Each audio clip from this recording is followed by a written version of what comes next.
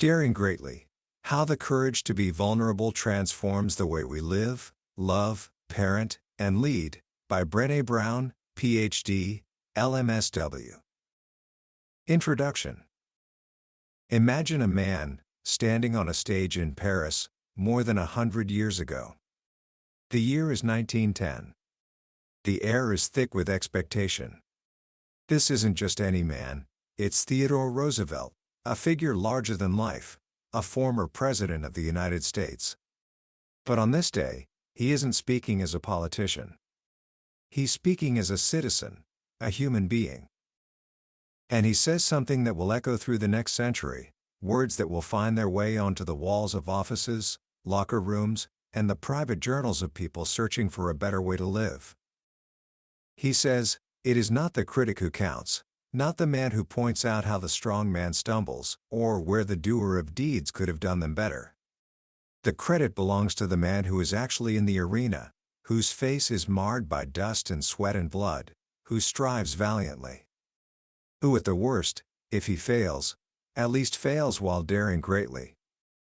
Now, a century later, a research professor from Texas named Brene Brown stumbles upon this quote, and for her, it's a lightning strike. After a decade of studying thousands of stories of connection, love, fear, and shame, she realizes that Roosevelt wasn't just talking about soldiers or statesmen. He was talking about all of us. He was describing the core of a fully lived life. He was describing vulnerability. And in that moment, an idea was born that would launch one of the most watched TED Talks in history, with over 5 million views, and become a global phenomenon. The book that followed, Daring Greatly, wasn't just a bestseller, it became a cultural touchstone, a new language for understanding our deepest fears and our greatest hopes. My name is host's name, and this is podcast name. Today, we step into the arena. We're going to explore the work of Brene Brown, a woman who considers herself both a mapmaker and a traveler. She has spent her life mapping the emotional landscapes that most of us are too afraid to even acknowledge. And I have a promise for you.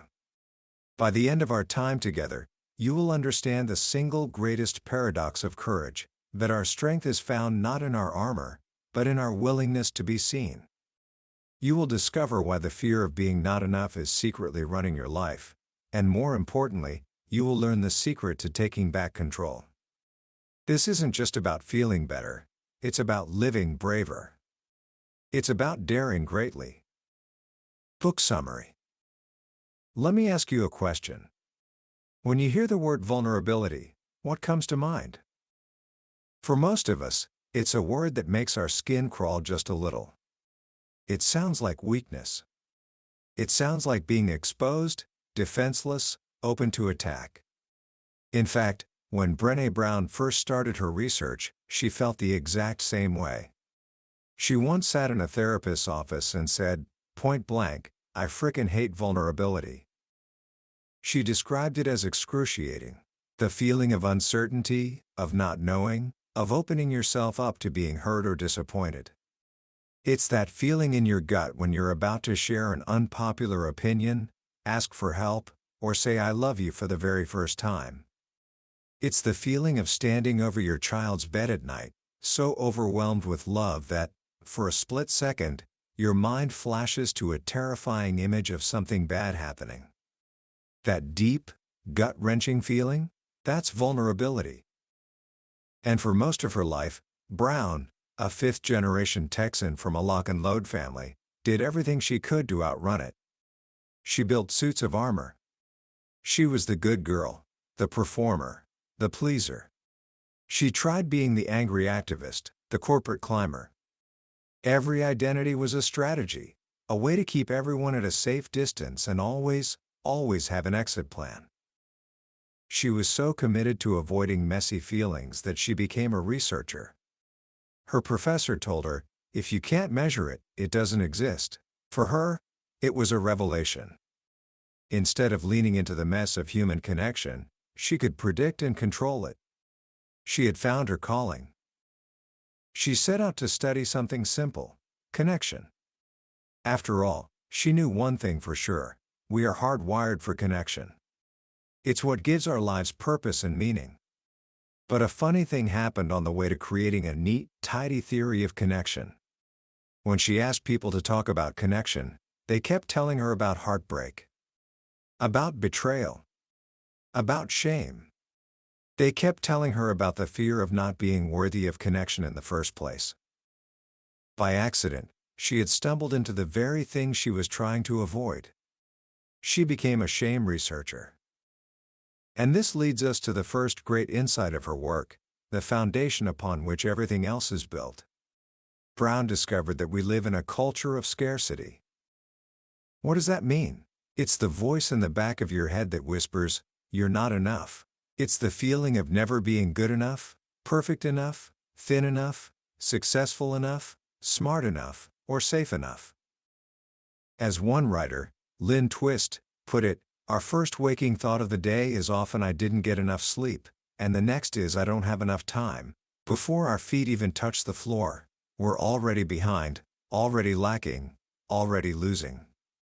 This is the background noise of our lives. Brown argues that this culture of scarcity thrives on three things: shame, comparison, and disengagement. Think about it. We are constantly comparing our lives, our relationships, our families to these unattainable, media-driven visions of perfection. Or worse, we compare ourselves to a polished, fictional version of someone else's life we see on social media.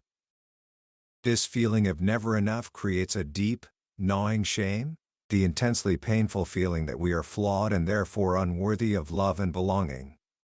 Shame, Brown says, is the fear of disconnection.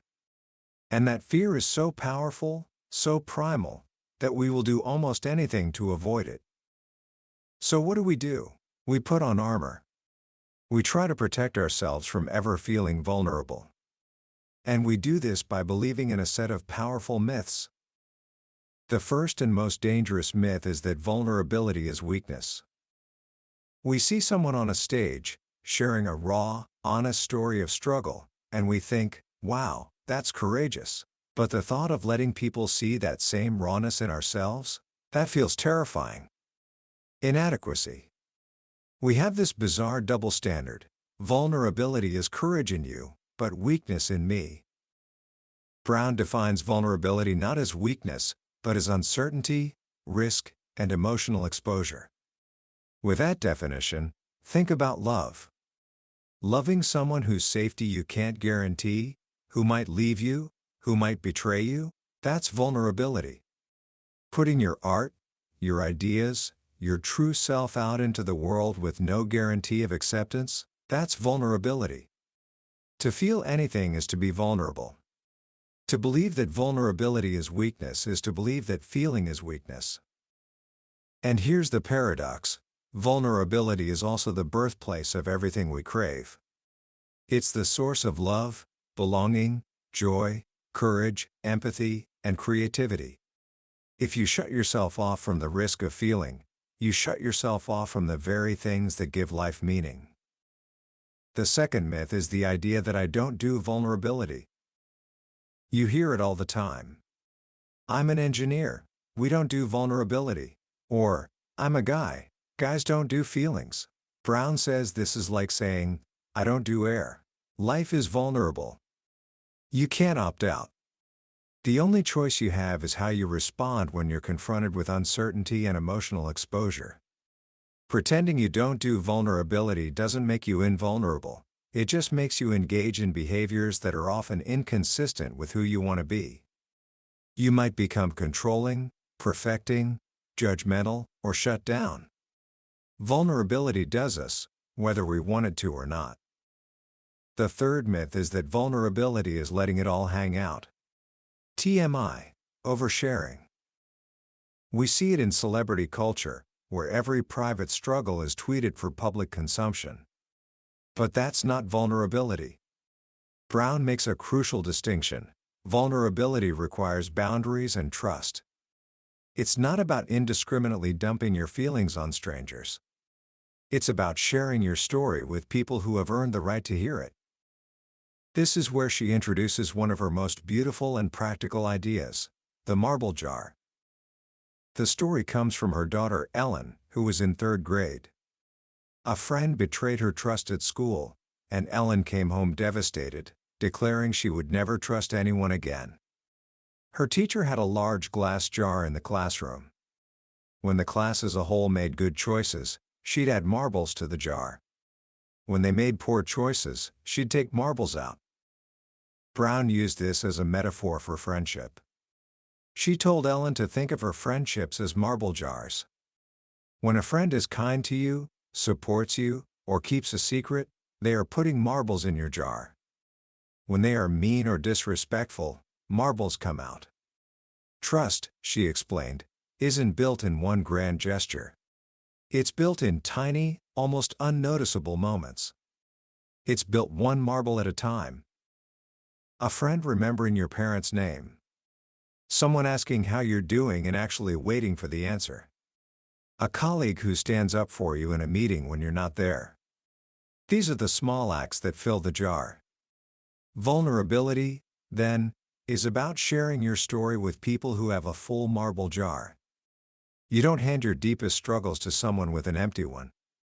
And this leads to the most insidious form of betrayal she discovered. It's not the big things like cheating or lying. It's the betrayal of disengagement. When the people we love simply stop caring, stop paying attention, stop investing. It's the slow, quiet erosion of marbles from the jar, one by one. The final myth is that we can go it alone. Our culture loves the idea of the rugged individual, the lone wolf who walks a lonely street of dreams. But the journey into vulnerability is not one we can make alone. We need support. We need people who will be in the arena with us, who will help us up when we get knocked down. As Brown realized, the people who truly love her weren't the critics in the stands, pointing out her mistakes. They were in the arena with her, their faces also marred by dust and sweat, fighting alongside her. So, if these are the myths that keep us armored up, what is the force that is constantly pushing us to put on that armor in the first place? As we touched on earlier, it all comes down to shame. And this is where Brown's work becomes truly transformative. She offers us a new way to understand this powerful, dark emotion. First, she gives us the shame 1-2-3s. 1. We all have it. Shame is universal. The only people who don't experience it are those who lack the capacity for human connection and empathy.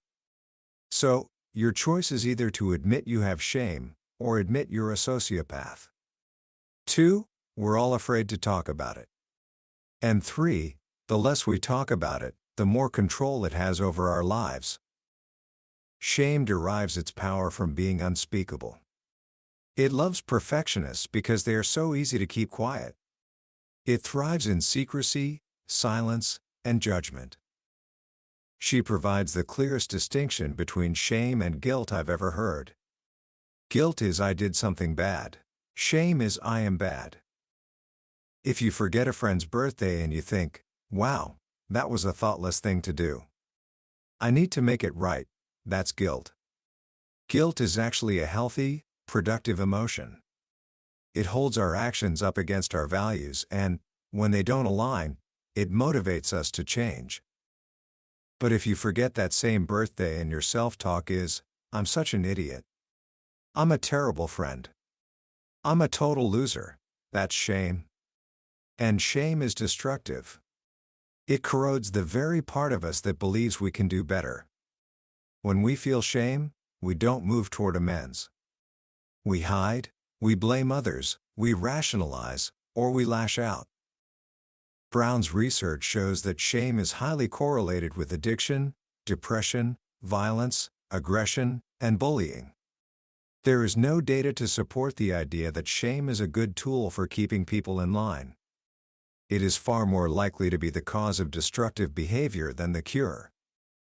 So how does this destructive force show up in our lives? Brown found that the messages and expectations that fuel shame are organized by gender. For women, she pictures a web. A sticky, complex web of layered, conflicting, and competing expectations. Be perfect, but don't look like you're trying. Be sexy, but not too sexy. Be successful, but don't threaten anyone. Be honest, but don't hurt anyone's feelings. It's a classic double bind where every option exposes you to penalty. And the two primary shame triggers for women are appearance and motherhood. Even if you're not a mother, your value as a woman is often judged by your relationship to that role. For men, the metaphor is different. It's a box. A small, cramped box with one, single, unrelenting rule written on all sides: do not be perceived as weak. One of the most powerful moments in Brown's research came during a lecture. A man in his 60s came up to her afterward, tears in his eyes, and told her, "We have deep shame. But when we reach out and share our stories, we get the emotional shit beat out of us." He then pointed to his wife and daughters in the back of the room and said, "They'd rather see me die on top of my white horse than watch me fall off. You say you want us to be vulnerable and real, but you can't stand it. It makes you sick to see us like that." This was a gut punch for Brown. She realized that while we ask men to be vulnerable, to let us in, the truth is that many women recoil when it actually happens. We want them to pretend to be vulnerable, but we can't stomach the real thing. And so, for men, the primary response to feeling shame is often one of two things: pissed off or shut down. They turn their fear and vulnerability into rage, or they simply go numb and withdraw. And this dynamic creates a perfect shame storm in relationships. A woman, feeling unheard and invalidated, pushes and provokes with criticism. A man, feeling criticized and inadequate, shuts down or gets angry. The cycle spirals. Even more heartbreaking is what happens between men and women around intimacy. In a focus group with college students, a young woman was complaining about having to worry about her back fat during sex. A young male veteran slammed his hand on the desk and shouted, "It's not about the back fat. We don't give a shit. What we're really thinking is, do you love me? Do you care about me? Am I important to you? Am I good enough? Our life is on the line, and you're worried about that crap?" For men, Brown learned, sexual rejection is the hallmark of masculine shame. Their self-worth is on the line in a way many women never realize. So what is the way out? How do we fight back against shame? The answer is not shame resistance. That's impossible. It's shame resilience. This is the ability to recognize shame when we feel it, move through it without sacrificing our values, and come out the other side with more courage, compassion, and connection. The antidote to shame is empathy. Shame cannot survive being spoken and met with empathy. A social wound needs a social balm, and empathy is that balm. When we are in the grips of a shame attack, we need to do three things. 1. Practice courage and reach out to someone who has earned the right to hear our story. 2. Talk to ourselves the way we would talk to someone we love. And 3. Own the story, so we can write the ending. Now that we understand the forces that push us to hide, scarcity, shame, and the myths of vulnerability, we can finally look at the armor itself. What does it actually look like in our day-to-day lives? Brown identifies a common vulnerability arsenal, 3 shields that almost all of us use. The first shield is one of the most surprising: foreboding joy. Have you ever had a moment of pure, unadulterated joy, only to be immediately hit with a wave of terror? You're watching your kids play, or you get a huge promotion, or you fall deeply in love, and your first thought is, "Oh shit. This is too good to be true. The other shoe is about to drop." That is foreboding joy. We are so afraid of being blindsided by pain that we refuse to fully soften into the joyful moments. We dress rehearse tragedy. Why? Because joy is the most vulnerable of all human emotions. We're terrified that if we let ourselves feel it, we are inviting disaster, or that the pain of losing it will be too much to bear. What is the antidote? What do people who can actually lean into joy have in common? They practice gratitude. Gratitude is not a polite thank you. It is a practice. When that feeling of vulnerability washes over you in a moment of joy, it's not a warning shot. It's a reminder. It's an invitation to pause and acknowledge how grateful you are for that person, that moment, that connection. It is the practice of saying, "I am so grateful for this," instead of, "I am so scared of losing this." Scarcity says, "There's not enough." Gratitude says, "This is enough. I am enough." The second shield is perfectionism. Perfectionism is not, as we often think, about striving for excellence or healthy achievement. Perfectionism is a defensive move. It's a 20-ton shield that we lug around, believing that if we can just look perfect and do everything perfectly, we can avoid the pain of blame, judgment, and shame. Healthy striving is self-focused. How can I improve? Perfectionism is other-focused. What will they think? It's a hustle. And it's addictive. Because when we inevitably experience shame or judgment, we don't question the faulty logic of perfectionism. We just think, "I wasn't perfect enough." Research shows that perfectionism doesn't lead to success. It hampers it. It's correlated with depression, anxiety, and life paralysis. The fear of making a mistake keeps us out of the arena altogether. The antidote to perfectionism is to appreciate the beauty of our cracks. It's the practice of self-compassion, treating ourselves with the same kindness we would offer a friend. It's about owning our stories, even the messy ones. As the songwriter Leonard Cohen so beautifully wrote, "There is a crack in everything." That's how the light gets in. The third shield is numbing. We are the most in debt, obese, addicted, and medicated adult cohort in U.S. history. We are desperate to feel less. We numb our vulnerability with food, alcohol, prescription drugs, work, shopping, social media, and perhaps the most universal numbing strategy of all, crazy busy. We buy into the idea that if we stay busy enough, the truth of our lives won't catch up with us. But here is the crucial truth about numbing: you cannot selectively numb emotion. When you numb the dark, you numb the light. When you numb pain and fear, you also numb joy, gratitude, and creativity. The antidote to numbing is to learn how to actually feel our feelings. It's about setting boundaries and saying enough. It's about learning to lean into the discomfort of hard emotions. It's about distinguishing between true comfort and what author Jennifer Loden calls shadow comforts, the things we do that feel like comfort in the moment, but only cast a longer shadow over our lives. It's the difference between savoring a piece of chocolate as a holy wafer of sweetness, and cramming an entire chocolate bar in your mouth without tasting it. The intention is everything. So, this is the challenge we face. We live in a culture of scarcity, fueled by shame, that pushes us to put on our armor.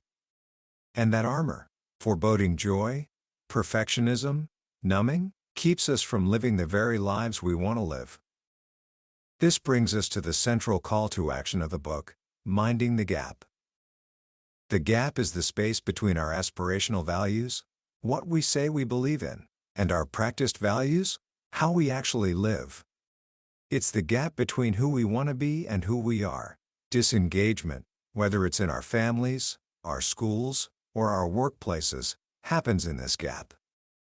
We tell our kids that honesty is important, but then we rationalize not going back into the store when the cashier forgets to charge us for the soda at the bottom of the cart.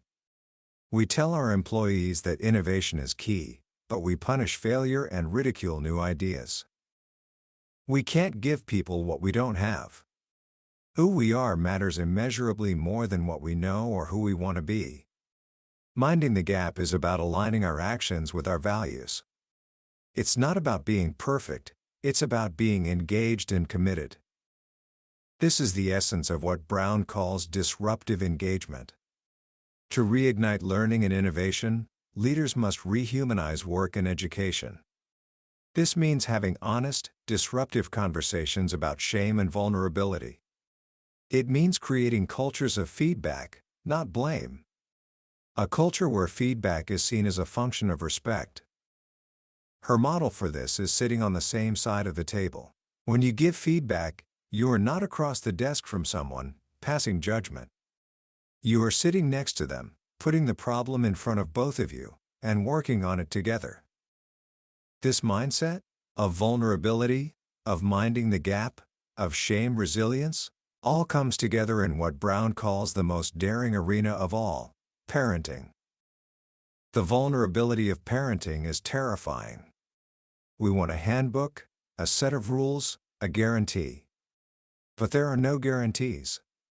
The national conversation around parenting has become a shame and judgment minefield precisely because we are all so terrified and uncertain. The most powerful truth Brown uncovered is this: who we are and how we engage with the world are much stronger predictors of how our children will do than what we know about parenting. The question isn't, are you parenting the right way? It's, are you the adult you want your child to grow up to be? We cannot give our children what we don't have. If we want our children to love and accept who they are, our job is to love and accept who we are. This means raising them from a place of worthiness. Worthiness doesn't have prerequisites. We can't send our children the message that they will be worthy if they get good grades, or when they make the team. Their worthiness is not on the table. We separate the child from the behavior. You are not a mess. You are making a mess. And perhaps the bravest thing we can do as parents is to let our children struggle. This is where Brown's research on hope becomes a game changer. Hope, it turns out, is not an emotion. It's a cognitive process, a way of thinking. Hope happens when we can set realistic goals, when we have the tenacity to figure out how to achieve them, including being flexible and trying a plan B, and when we believe in our own abilities. Hope is learned. And children learn hopefulness from experiencing adversity. They learn it when they are given the opportunity to struggle, and in doing so, discover they can believe in themselves. If we are always following our children into the arena, hushing the critics, and ensuring their victory, they will never learn that they have the ability to dare greatly on their own. One of the most touching stories in the book is about her daughter, Ellen, and a swim meet. She was terrified of swimming an event she was slow at. She begged her mom to get her out of it. Brown's every instinct was to protect her, to rescue her from the potential humiliation. But she and her husband decided that Ellen had to swim. Brown reframed the goal for her. She said, "What if your goal for that race isn't to win? What if your goal is to show up and get wet?" Ellen swam. She was the last one out of the pool. The next heat was already on the blocks. But she did it. When she got out, she told her parents, "That was pretty bad, but I did it. I showed up and I got wet. I was brave." That is the heart of it all. Daring greatly is not about winning or losing. It's about courage. It's about showing up and letting yourself be seen, even when there are no guarantees. It's about choosing to live in the arena. Commentary. As we draw to a close, I find myself thinking back to that arena. That dusty, sweat-stained space that Theodore Roosevelt described so vividly. For so long, I think we've misunderstood what it means to be strong. We've pictured strength as something hard, impenetrable, like a suit of armor. We thought that courage was the absence of fear.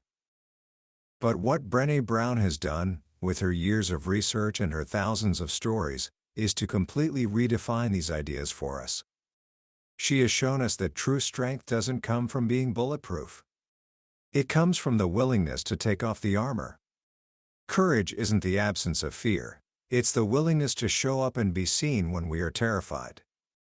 Vulnerability isn't a weakness we need to hide, it is our most accurate measure of courage.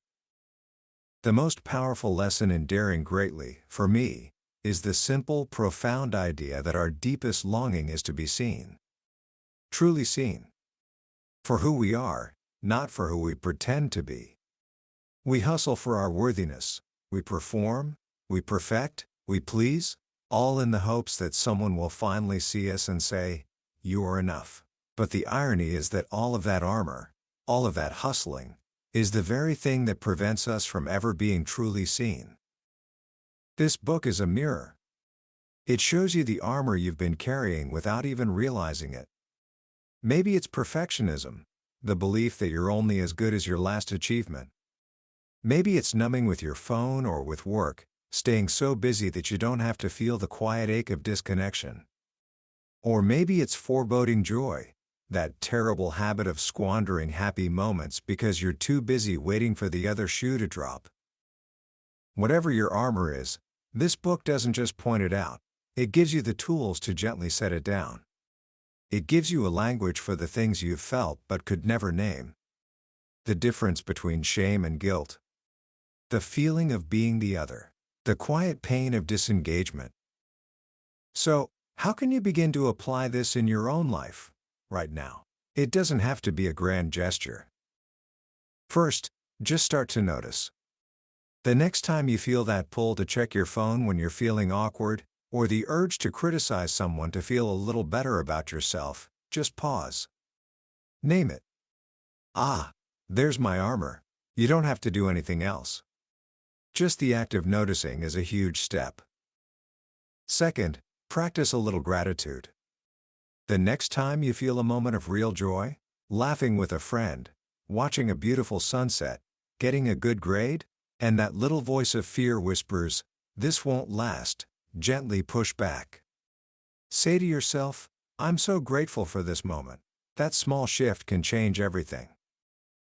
And third, think about your marble jar friends. Who are the one or two people in your life with whom you can be your true, imperfect self? The people who have earned the right to hear your story.